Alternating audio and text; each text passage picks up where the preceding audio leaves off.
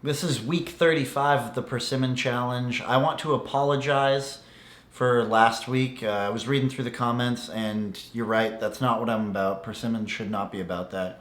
I was trying to make it more interesting to a young crowd, and that's really not what any of this should be about. It's just one man's journey in acquiring the taste to persimmons.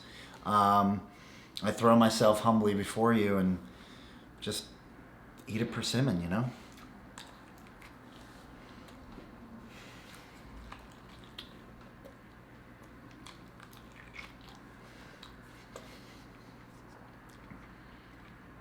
I'm doing this for you. Jory's on a